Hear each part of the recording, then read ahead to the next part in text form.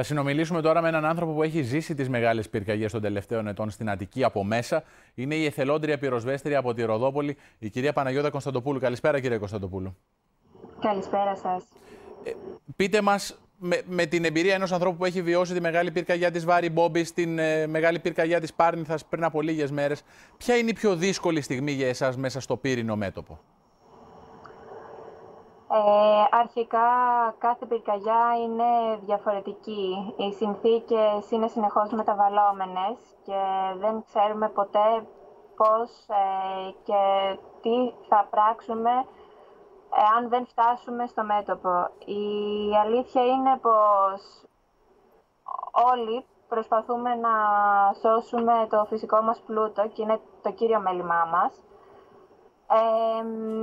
Χειρότερα απ' όλα όμως για μένα, σαν θελόντρια, είναι οι συνθήκες που βρισκόμαστε ανάμεσα σε ανθρώπους που βλέπουν τα σπίτια τους να καταστρέφονται μέσα από τις φωτιές και ειλικρινά είναι το πιο δύσκολο και το πιο αξιοσημείωτο το ότι πρέπει να κάθε φορά να είμαστε εκεί, να προσπαθούμε να τους αποτρέψουμε στο να κάτσουν στο σπίτι. Εσείς το βιώσατε και σε μια περιοχή που είναι πολύ κοντά στην περιοχή στην οποία ζείτε αυτό το πράγμα. Πώς είναι να βλέπεις ένα σπίτι ενός ανθρώπου που μπορεί να τον γνωρίζεις να καίγεται εκείνη την ώρα? Νομίζω δεν υπάρχουν λόγια γι' αυτό. Είναι κάτι το οποίο δεν περιγράφεται. Είναι στενάχωρο.